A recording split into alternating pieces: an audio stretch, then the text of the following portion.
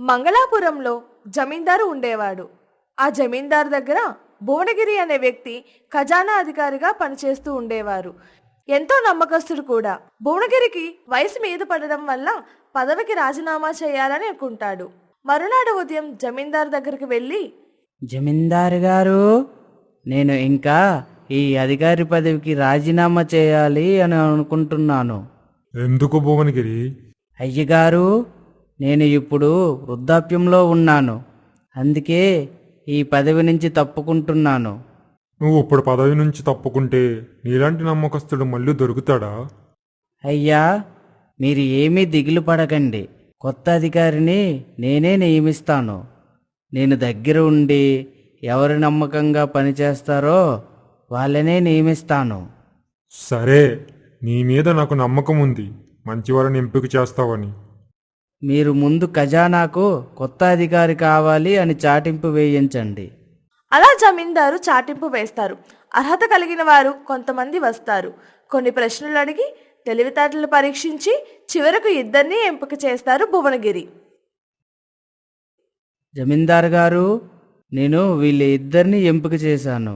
ఇద్దరూ ఎంత కష్టం ప్రశ్న వేసినా కంగారు పడకుండా సమాధానం చెబుతున్నారు. ఇద్దరెందుకు, మనకి కావాల్సింది ఒకరే కదా. నాకు ఇద్దరూ నచ్చారు. ఆర్థికంగా కాస్త భారం అయినా ఇద్దరికీ ఉద్యోగం ఇద్దాము. నువ్వు నమ్మకంతో చెబుతున్నావు కాబట్టి ఇద్దరికి ఉద్యోగం ఇస్తాను. సరే, మీ పేర్లేంటి? అందులో ఒకరు నా పేరు రాము అని చెబుతాడు. రెండోవాడు సోము అని చెబుతాడు. సరే, రేపటి నుంచి ఉద్యోగంలోకి వచ్చేయండి. అలా ఇద్దరు కూడా సరే అని చెప్పి అక్కడి నుంచి వెళ్ళిపోతారు. మరునాడు ఉదయం రాము సోము ఉద్యోగంలోకి చేరుతారు. ఆ రోజు సాయంత్రం భువనగిరి తన గదిలోకి రాముని సోముని పిలుస్తాడు. రాము, సోము, మాకు ఒక్కరే చాలు. కానీ నేను ఇద్దరిని ఎందుకు ఎంపిక చేశానో తెలుసా? మీరిద్దరూ నా మాట వింటారు అని అనిపించింది. మీరు ఏమి చెప్పినా చేస్తాం. ఇక్కడ ఇచ్చిన జీతం మనకి సరిపోదు. కొంత చేతివాటం చూపించాలి. చేతివాటం అంటే ఏమి చేయాలి? అదే, మనము ఎలాగో ఖజానాకు అధికారిగా చేస్తున్నాము కదా, కొంచెం కొంచెముగా తీసి 4 రాళ్ళు వెనకేసుకుందాం. జమీందారు గారు మన మీద నమ్మకంతో ఈ ఉద్యోగం ఇచ్చారు. అలా చేయడం తప్పు భువనగిరి గారు. ఆ నమ్మకమే మనల్ని ధనవంతుని చేస్తుంది. అంటే మాకంటే ముందు మీరు అధికారిగా చేశారు కదా, అప్పుడు కూడా మీరు మీ చేతివాటం చూపించారా? చేశాను. నాకన్నా ముందు చేసిన అధికారికి నాకు మంచి అవగాహన ఉండేది. మరి జమీందార్ గారికి ఎప్పుడు అనుమానం రాలేదా? ఎందుకు వస్తుంది? మేము ముందు జమీందారు దగ్గర నమ్మకంగా ఉండేవాళ్ళము. ఎప్పుడైతే మా మీద నమ్మకం కుదిరిందో మొత్తం ఖజానా బాధ్యత అంతా మా మీదే వదిలేశారు.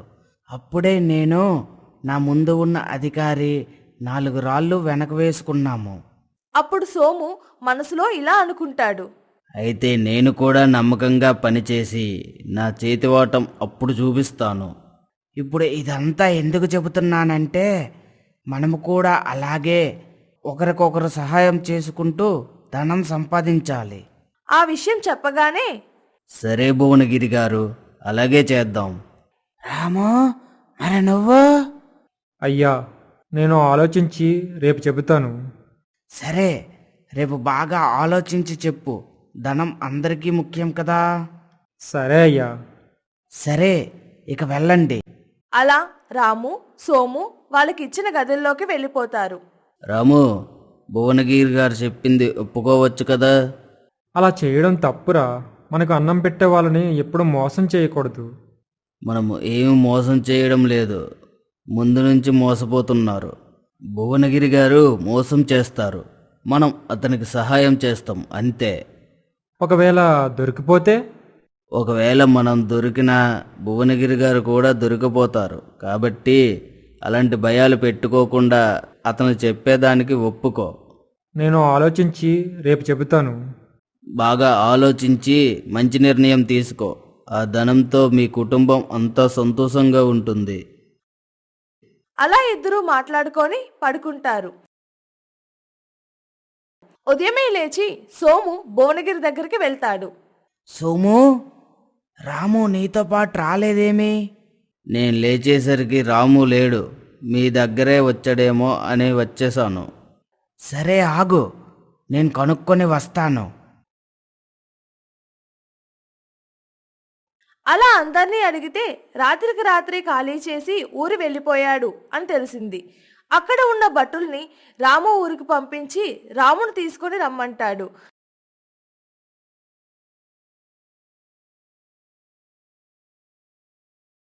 అలా ఆ ఊరు వాళ్ళని రాము ఇల్లెక్కడా అని అడిగి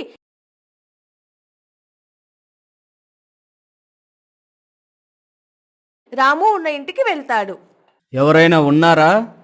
ఎవరు? నేను మంగళాపురం నుంచి వచ్చాను. భువనగిరి గారు పంపించారు. అవునా? దేనికి?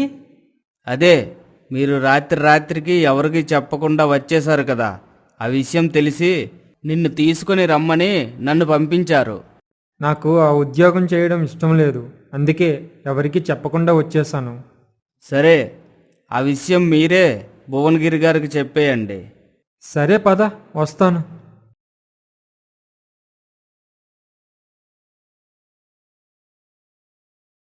అలా భటుడు రామును తీసుకొని జమీందారింటికి వస్తాడు. ఏమి రాము, ఆలోచించి చెబుతాను అని చెప్పకుండా ఊరు వెళ్ళిపోయావు? అయ్యా భువనగిరి గారు, అంత చదువుకున్నది అధర్మం ప్రవర్తించడానికి కాదు. ఉద్యోగంలో చేరి అవినీతి చేయడం అంటే తిన్న ఇంటి వాసాలు లెక్క పెట్టడమే కదా. దాని బదులు ఊరు వెళ్ళి పొలం పనులు చేసుకోవడం మంచిదనిపించింది. శబాస్, నీలాంటి వాడే ఖజానాకి అధికారిగా రావాలి. నీ నిజాయితీని నేను మెచ్చుకుంటున్నాను. మీరు ఎలాంటి వారో తెలుసుకోవడం కోసమే నేను ఆ విధంగా మాట్లాడాను. నువ్వు ఆ పరీక్షలో గెలిచావు. ఇంకా ఆ ఉద్యోగం నీదే, మంచిగా చేసుకో. మీ నమ్మకం నేను వమ్ము చెయ్యనయ్యా.